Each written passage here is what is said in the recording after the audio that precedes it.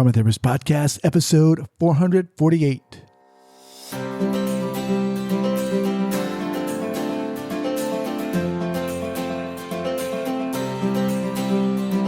All right, guys, welcome to the Trauma Therapist Podcast. My name is Guy McPherson. My mission is to raise awareness of trauma and to support new trauma therapists just starting out on their trauma-informed journey. I do that through this podcast and my membership community, Trauma Therapist 2.0. If you're a therapist of any kind, interested in learning about trauma, and you're looking for support and inspiration, I invite you to check out Trauma Therapist 2.0 by going to traumatherapist2.com. That's Trauma Therapist, the number 2.com. All right, let's get started. This episode is sponsored by cptsdfoundation.org. And one of the great things about, for me, about doing this podcast is that I get to speak to and work with amazing people. And Athena Moberg, the CEO and founder of cptsdfoundation.org, is one of those individuals. This woman is on fire. I got to meet her several months ago here in San Francisco. We had breakfast together and just had a really great talk. And I got to learn about her foundation and what they're doing. They provide complex trauma survivors and practitioners with compassionate support, skills, and trauma-informed education.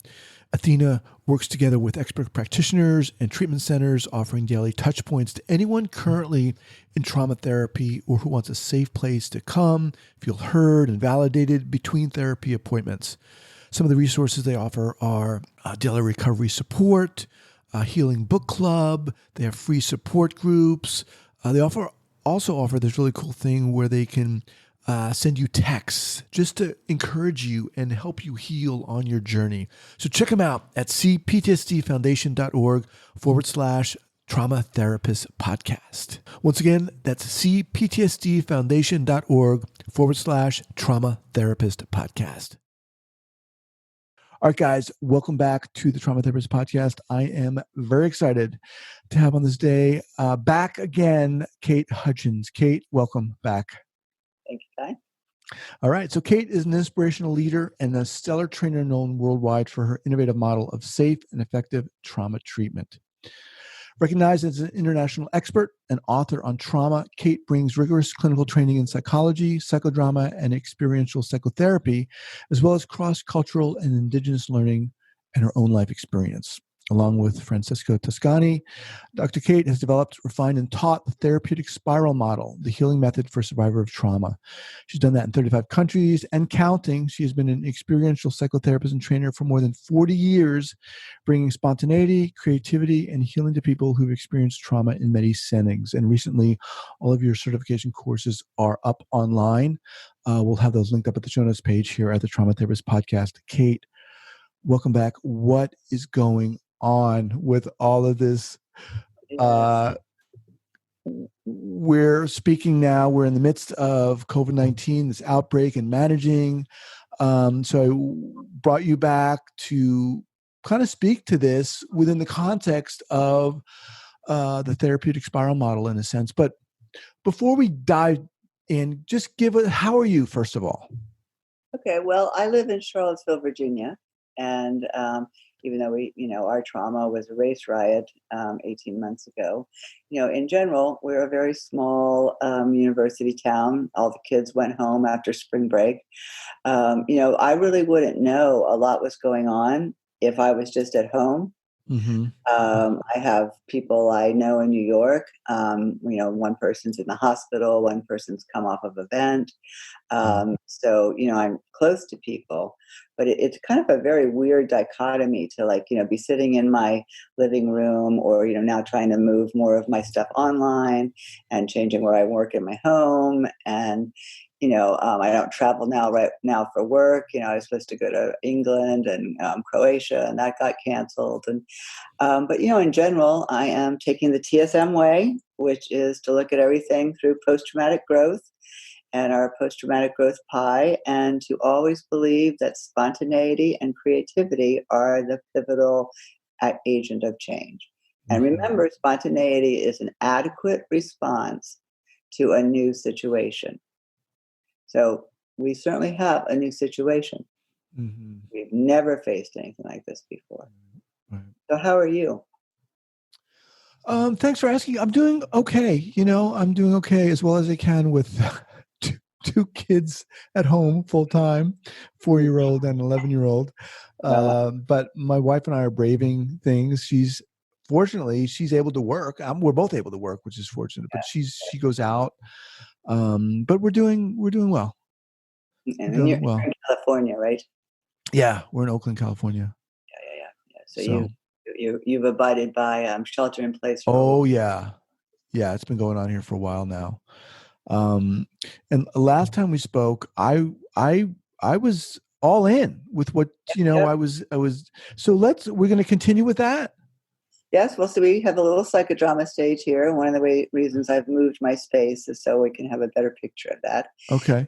And so I want to remind you where we were, and then I want to do Okay. teaching. Okay. Okay. Before we do that, can I ask you to just give us, those listeners, kind of a brief snapshot of what therapeutic spiral model is, what psychodrama is in general? We can dive in from there. Absolutely. Well, like I said, that in any form of psychodrama, and TSM psychodrama is specifically to treat trauma, any type of psychodrama, the curative aspect of things is spontaneity and creativity. Hmm. It is not insight. It is not anything else other than that you find the adequate resources inside yourself to meet whatever the new situation is. And, J.L. Moreno, the founder of psychodrama, wrote a wonderful book called Who Shall Survive? And his answer was the people that will survive are the spontaneous and the creative. And if there was ever a time for psychodrama to, bring itself back into its full glory, this is the time, because this is really what psychodrama was created for, to teach people, not to go into the trauma spiral. That's what TSM is about. Don't go into the trauma spiral. Use your resources. Stay up. Stay adequate. You don't have to be stellar. You don't have to be making huge marks. Just be adequate. Like, staying at home with 2 kids, like being adequate. That's a whole new situation. So just to be clear, I think it was a couple months ago, I think someone had emailed me and was talking about psychodrama, and they were like, well, isn't psychodrama making the person reenact the trauma by putting them on a stage? And Right. Well, I think what you know from the past interviews that, what therapeutic spiral model is, it's about taking classical psychodrama and shifting it just enough clinically so that people are not re-traumatized. So yes, early days in psychodrama, people were beating chairs with the patakas, there was lots of over-catharsis, because that was what was known at the time. Now we know that damages or, intrudes or hurts the brain because it recreates the trauma. So, what we did last time, you and I did, is we did your prescriptive roles, because therapeutic spiral model is a 3-stage model of treatment, or a prevention or a post-traumatic growth. We always start from the view of post-traumatic growth. At any trauma, even right now, the acute nature of COVID, we are already experiencing post-traumatic growth. It's not that we have to wait. It's that it's already there. And that's that essence of spontaneity and creativity that comes from psychodrama. So I hope that was a quick and dirty. Yeah. Let's do it. Thank you for that. Yeah. So take us back. So your prescriptive roles, and I wish I did have my little, extra thing, but I'll bring, so you remember you picked this guy to be yourself, to be your protagonist. Okay. He was kind of a music guy, and so you picked him. Right. And then what we did is I asked you to pick some strengths just to, connect with yourself. And you picked this figure that was supposed to be like kind of a spiritual transpersonal voice. Okay. And do you remember what we ended up calling that role? I don't, whether it was the voice of wisdom but it was some spiritual voice. I don't, frankly, remember what. So what would it be what I today? ended up calling him. What's your spiritual voice today? And is this still the right object, or do we need to find a different object? Because this is a time you need your spiritual voice. I like wise mind. Wise, I think, yes, I think it was a wise mind. I like that. I'll go with that. And same figure? Okay? Yeah, that'll work. Okay, all right. So do you remember that when you put wise mind in to begin with, and I asked you to become wise mind, you immediately started to doubt yourself. Like Probably true. you didn't feel the connection between yourself and wise mind, even though we put them on the stage. Mm-hmm. And that became your prescriptive role drama. And Okay. so what we did was we came up with the tree. Well, actually, you got a body double first. So a body double is a specific TSM role that helps you stay in your body. So we did a little breathing. We'll do a little Mm-hmm. today. But Right. I don't know if you remember, but the most important thing is you were talking to what became doubt at one point, the little green stone Uh-huh. Uh-huh. that was making Yep. you Yep. It's coming back. doubt your connection with spirituality. And so you actually came down here to talk to it and you fell down. And the message was, get up, get up. And so I took the body double roll and said, I can get up. I can get up. Do you remember what happened? I What think happened? so. Yeah, you jumped right back up there.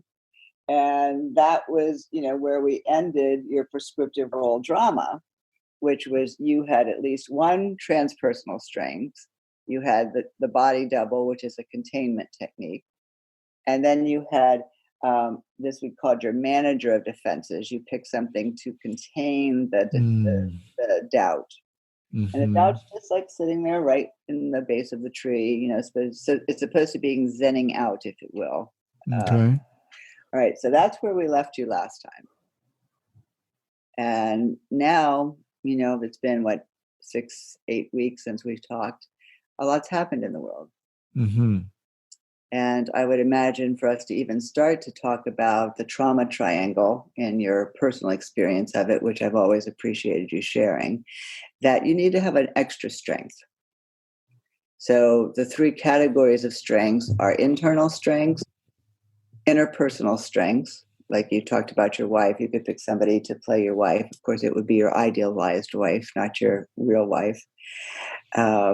Or, somebody in a book, a hero in a movie, or it can be another transpersonal strength. So what would we add that Well, I like the idea of internal strength because right. I feel I need that during this time. Uh-huh. Um, And I think we did actually end up, now that we're remembering that confidence was kind of the outcome of this drama. That as you stood here, you felt confident. Mm-hmm. So let me just tilt this a little bit more, and you can see if you can find something that might be confidence.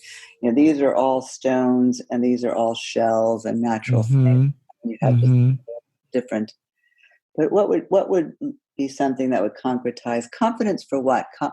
Before it was like the confidence to go forward. That was when it jumped up. I think confidence in my own, like self-trust, Self-trust. like Okay. self-belief, confidence in that, like a certain just confidence in my beingness. So I like the idea of a rock. Rock. Okay. So we actually have many rocks. Okay. You can have a dark rock. You can have a brown rock. Do you have any kind of like non-polished rocks? Let me see. Yes, I do. I have one, a non-polished. There we go. Boom. I like that. All right. Okay. So this is self-trust. Self-belief, self-trust, kind of. Yeah. Mm-hmm. Yeah. Okay. So in front of you, beside you, down by your defense, up on that balcony. I think right by my feet, in a sense. I felt yeah. right by your feet. Right? Yeah. Yeah. I like that. So take your feet right now, because, if you were on the stage, you would be now embodied in this. So just feel your feet and move them around a little. Just so you actually really feel your feet. Mm-hmm. And I'm going to body double you. Remember, I speak in a positive way. And if I'm right, you say the things in your own words. If I'm wrong, you correct it. Okay, so I'm just going to help you feel the self-trust more. Right. So I'm breathing. I feel my feet on the floor in the place I live in where I can trust myself. I have a breath. So I feel like I can receive self-trust. What do I want to say to it as I receive it? It's right there at my feet. I can touch my toes to it. Well, I like that idea of feeling as though I can receive it, because I feel like I oftentimes don't feel that I can receive it. Like I'm not, I don't know, I don't want to say worthy of it, but it just seems like I don't believe it in a sense. Oh dear, I just got out from under the tree. Right. Yeah. There's a doubt is alive and well. I just pattern. You were trying to get something good, and I jumped right in there, and I interrupted you getting something good again. I'm Oh so boy. good at my job. Yeah. Yeah. Doubt's very, very alive, huh? So do you want to talk to me, or do you want to put me back to the tree and like try to take in the good things? I want to put doubt back respectfully. Respectfully, I will put it back there. Yeah. I appreciate doubt, but I will tell it I appreciate you, and I don't need you right now. right. All right, so get those toes moving again. All right, because Yeah. the toes are going to touch stone. All right, so you can feel the toes touching the stone. That's all you have to do right now. It's not about accepting some big, greater concept. It's just about, I'm sure in California you hike, you do things that you get out there, your feet, get on the earth, they get in the stones. You know what that feels like. Right. We use the surplus reality, another psychodrama term, the imaginal realm. Mm-hmm. Back senses, information that we had stored in our brain that, in this time of isolation, we can bring back. So we can still feel toes touching the stone. Okay, so now I want you to go further. I want you to roll reverse and be the self-trust. Mm. Okay, so remember how you just move your chair a little bit one way or the other? All right, so Right. Yep. I'm going to hold this up, and you're going to be this stone talking to this guy. And this guy is still like struggling with that self-doubt. And, he can't really get on with what needs to be done with COVID if he's spending time even like struggling to get in touch with his groundedness and his self-trust. I mean, so, like self-trust needs to say something to him, wake him up. Yeah, I feel,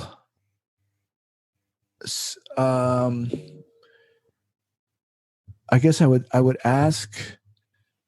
I do ask. I'm asking. Why, where's the hesitancy? Why are you not accepting me? Like, what's getting in the way of you receiving me? What's bigger than the doubt? That's what you're really asking him. What's bigger than the doubt? Well, the doubt is, you're letting the doubt, prevent you from accepting me as self-trust. Mm-hmm. So you're telling him he has more power than he's using. Right. Right. Those words, like, help him know he has the choice. And tell him how important it is today. Like, this is not a time to be messing around. Right. Yeah. I mean, part of me wants to grab you by the neck and just say, wake up, Well, maybe we'll bring in that, the wake up a bit, huh? Come on. Yeah. Wake up. You got this stone right here. You got this earth you can walk on. That's your, like, step on it. Right. Yeah. It just, I mean, I'm talking now as self-trust. I mean, I just feel like you need to allow me to come in,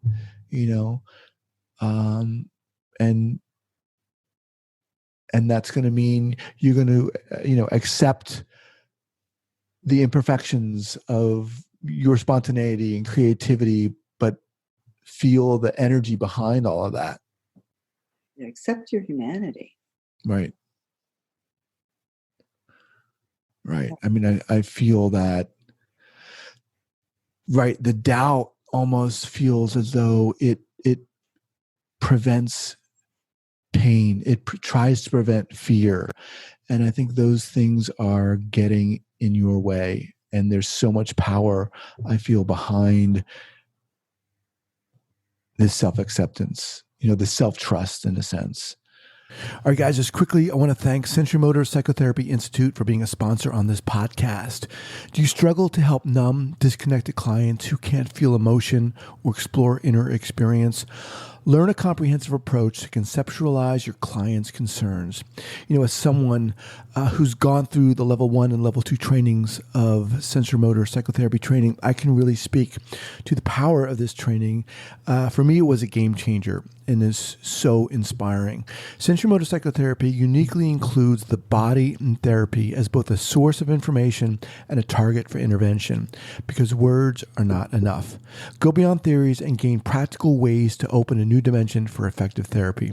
Visit Sensory Motor Psychotherapy Institute online today at sensorymotor.org. That's sensorymotor.org. Yeah, so I'm going to put the figures down for a moment because you just said something really important to yourself. And what you said is that the doubt really is a defense. And you said it was a defense against fear. And what was the other feeling? Pain. Right. And this is a time in our country that we've had more fear than we've ever had in our lives. It's a time we've, maybe had more pain or will have more pain than we've ever had in our generation. And so what can you say to this doubt to just really kind of put it in its place so we can see how you can marshal your resources towards something good? I would say to doubt that I say to doubt that, I respect you and you have certainly have your voice and certainly have your place and your time. But now you're kind of shining and pretty. It excites me for right. quite a But now is a time for you to step aside, and I need to bring in self-trust. It needs to claim its spot, in a sense, to claim its voice. So are you ready to actually even take it off your stage? Doubt? Yeah. Yeah. I think we can put it down more. So we'll put it down here on. There you go. Uh-huh. Yeah. Okay. So then you gain this strength because it doesn't have to be paying attention to doubt so much. Mm-hmm. And it's the strength of being able to manage things with good coping skills, not with trying to prevent fear and prevent pain. Yeah, that's oof. That's that really hits home with me, man. That's really reflective of a lot, that doubt getting in the way and preventing me from feeling pain or feeling fear. It's a familiar thing. Yep, totally. Very familiar. So what I'd like to do is, I know you're kind of emotionally warmed up, and I just heard you paying attention to your kid. I'm going to have to edit that out. Beautiful to have it there. It's reality. And so I do want to teach you about how we talk about trauma and the 3 trauma roles, and then kind of end with you seeing how you could take the feeling you have right now, of being in self-trust, of being surrounded by a wise voice, of having a good management skills, and just make some short little thing at the end of our drama that you feel good about. Okay. Kate, I lost your voice for a little bit. It was very low. Right, I'll try to talk up loud. There we go. Thank you. So in TSM, we have the Trauma Triangle. And if I was, good, I'd have a little screen sharing and I'd have a little, cute thing up there to show you what the Trauma Triangle is. But instead, I'm going to move you to the side of the stage. We're going to take the doubt further down, and we're going to put your whole prescriptive role. Remember that's all these strengths. So personal, interpersonal, transpersonal, body double, those are all prescriptive roles. That means you have enough strength to go forward to face the trauma. Mm-hmm. Until we dealt with that little repetitious pattern of what you were doing with doubt, we couldn't really go further than that and keep it safe. Like that's the thing that used to happen in psychodrama, is people would just like push right past the defenses. Mm-hmm. And then it would be like, oh, you'd be way overexposed, you'd be out of control with your affect. And, we don't do that in TSM. Right. What we do is we say, so many people know the addiction triangle from Cartman. And it's victim, perpetrator, and rescuer. And that's basically an interpersonal dynamic that, I feel like a victim, I see perpetrators, I am a perpetrator, and I try to rescue people. It's a whole interpersonal dynamic. Well, what we've done with the other difference between classical psychodrama and TSM psychodrama is classical psychodrama does deal with interpersonal relationships. Whereas what we do is we deal with internal relationships with the self. Because we believe if your self isn't in the right balance, then you're automatically going to have trouble in your interpersonal relationships. So, it's like come back to yourself first. Mm-hmm. So we've got 3 roles. The first is there is the perpetrator. Okay, in this case, I'm picking this to be COVID-19. Mm-hmm. And so we put that at the apex of the triangle, because that's kind of like the power thing crushing in. Okay. Then we have the victim, and that's over here on that side. So boom, the energy can go that way. The difference between all other triangles in all forms of addiction and trauma retreatment and TSM is that we have the abandoning authority. And what that means is that when you've experienced trauma, and like some of people are experiencing trauma right now, that we are being abandoned. Whether we're being abandoned by, social distancing, or we're being abandoned by our family, or we're being abandoned by our government. But it's like there's always some abandoning authority, or a trauma wouldn't happen. And so that's unique, because what happens is the abandoning authority, it looks away from the trauma. It dissociates, it drinks, it smokes, it does everything to kind of stay away. Mm-hmm. And so if you think about, when a kid is sexually abused, if the parent that wasn't sexually abused stopped it, there would have been no abuse. Right. If domestic violence, somebody is calling the police, even if the victim can't, the abuse is going to stop. So kind of the question for us right now is like, well, what is the appropriate authority? And where do we trust people? And so I really like that you come back to that right now. One of your strengths is trusting yourself. Mm-hmm. And so what we do with this trauma triangle is just ask you to put a little voice to each of those roles. If we were in a psychodrama room, a theater, we would actually walk the triangle on the and kind of just talk out loud and see how these roles live inside. And so, you and I are kind of working at 2 levels. There's a fairly deep personal level, I feel, and you having the ahas about the doubt and the repetition pattern. And then I'm asking you to kind of, take it up to the social level dealing with COVID-19. So, I'll be with you whichever way you go with it. Okay.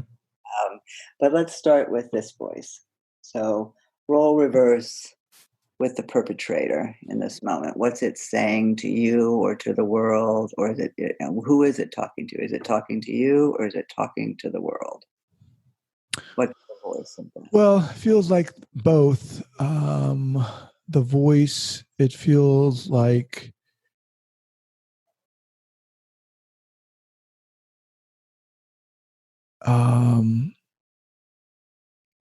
take a breath.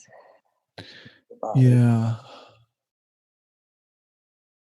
just hear that voice. What's it saying? Is it toward you, toward other people, the world? I'm interpreting it. It's funny. It's not funny, but it's funny. I'm interpreting it as a bully. Bully voice. Yeah, because it feels like it has control, or I'm giving it control. Or maybe it has control. Right, or both. That's how I'm interpreting this. Stop interpreting, because remember, that's not the curative agent. Okay. And the spontaneity into saying the voice with the voice tone you hear it. Take the surplus reality and put it out on the stage. You're under my control. I have control. A little more, if you're willing. Breathe and just let yourself hear, and just say another line or two, or choose not to. That's okay.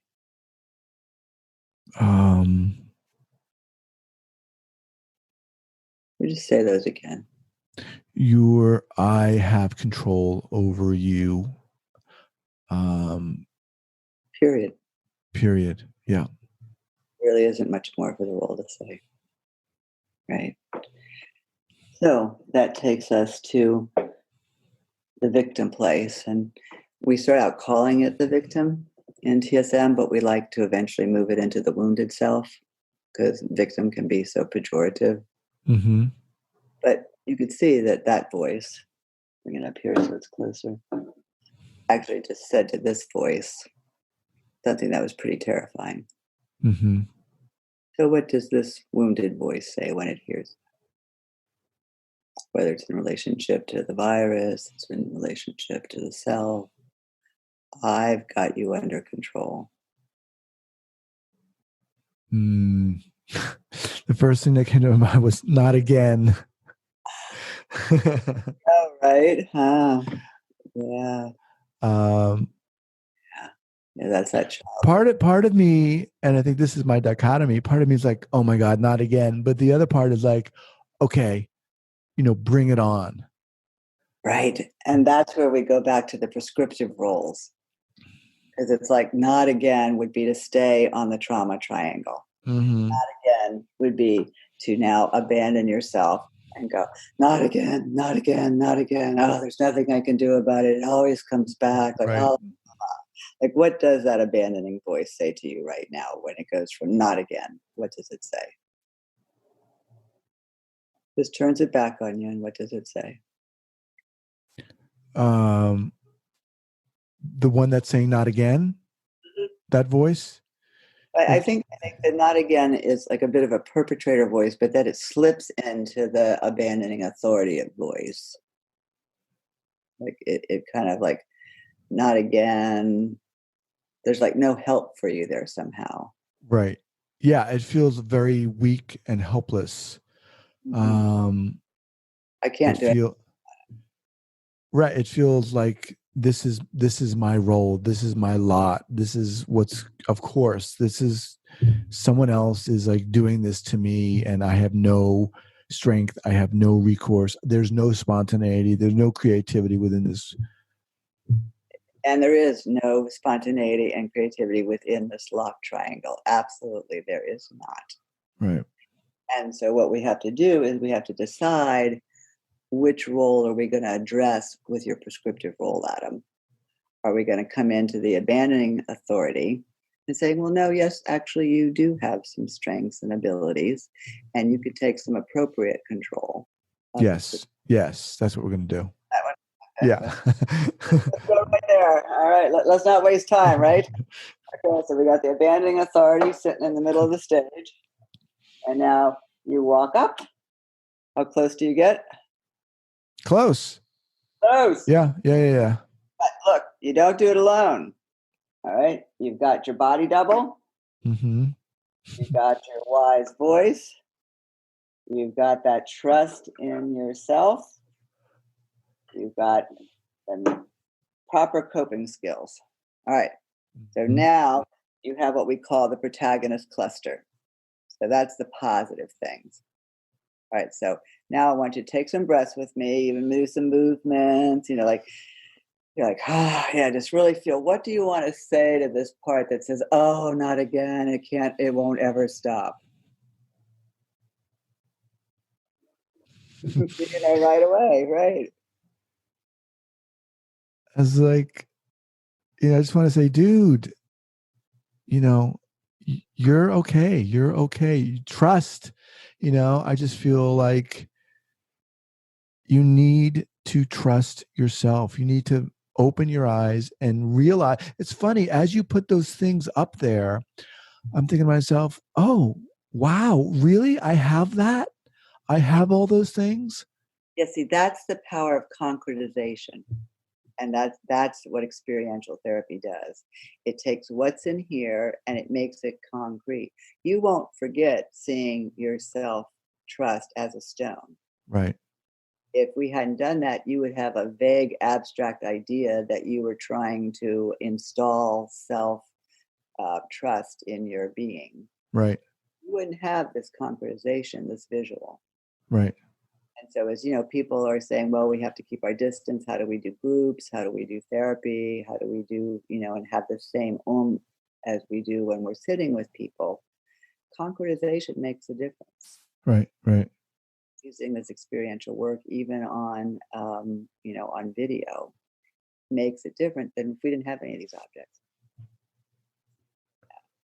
So back to self-doubt. No, I'm not back to self-doubt. Back to abandoning authority. You have to tell it how it's got to change its ways and what its new job is. Trust yourself to give it a new job. Because I'm going to turn it around because it looks like maybe it's starting to listen, you think? Halfway? Yeah.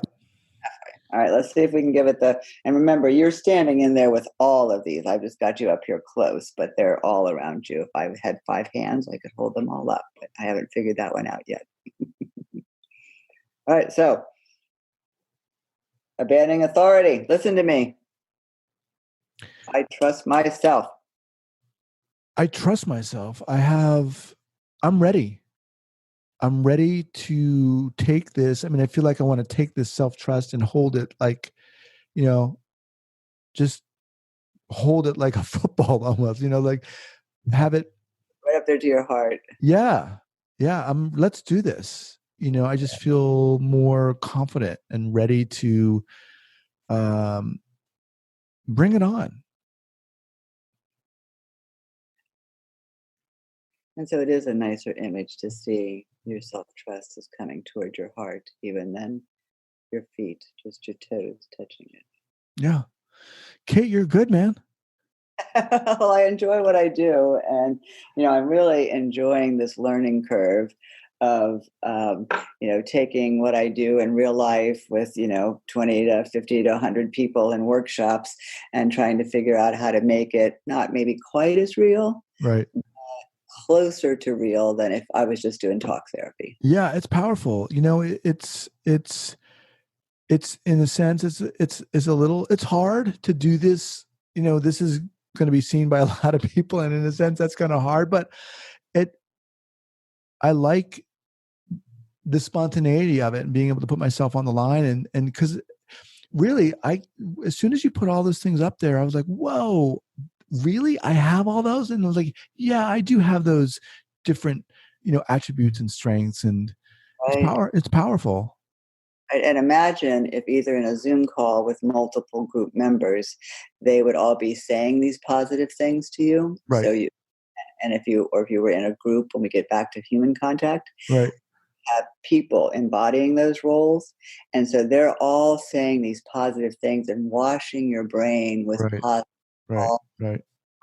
Right. that's all positive psychology, just like having the totally new corrective emotional experience where you hear the things you need to, Yeah. things that are programmed. What I also wanted to mention, like the clinical aspect of TSM and how I used it with you, because it was quite clear we could have gone very deep with this piece of work. And that obviously is not clinically appropriate.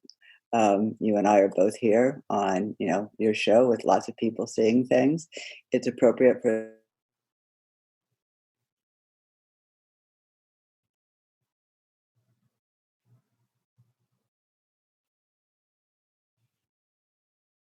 is always help you make that choice to not go too deep with a person and to best not to re-traumatize them. Right, right. All right, Kate. Well, what's the best way for people to get in contact with you? Really, my email is best. I mean, there is the website, www.therapeuticspiralmodel.com, but really the best way is drkatetsi@mac.com. We're getting ready to do our second international free event early in June. We had 200 people at a meeting last week around the world, building strengths, hands around the world. So if people would like to email me, I'll put you on the mailing list. Awesome. Awesome. Well, it's always a pleasure. And I never know what's going to happen when I have you on in an exciting way. And I so appreciate you coming on here and just giving of yourself. Great. And we have to do a third session because we've done prescriptive roles. Now we've done trauma-based roles, and we have to go into transformative roles. Awesome. Awesome. Well, I'm looking forward to it. 8 weeks from now and seeing how you've transformed and the world has too. All right.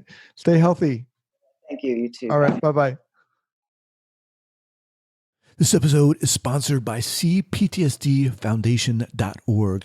And one of the great things about, for me, about doing this podcast is that I get to speak to and work with amazing people. And Athena Moberg, the CEO and founder of cptsdfoundation.org, is one of those individuals. This woman is on fire. I got to meet her several months ago here in San Francisco. We had breakfast together and just had a really great talk. And I got to learn about her foundation and what they're doing. They provide complex trauma survivors and practitioners with compassionate support, skills, and trauma-informed education. Athena works together with expert practitioners and treatment centers, offering daily touch points to anyone currently in trauma therapy or who wants a safe place to come, feel heard and validated between therapy appointments. Some of the resources they offer are daily recovery support, a healing book club. They have free support groups. They also offer this really cool thing where they can send you texts just to encourage you and help you heal on your journey. So check them out at cptsdfoundation.org/trauma therapist podcast. Once again, that's cptsdfoundation.org/trauma therapist podcast.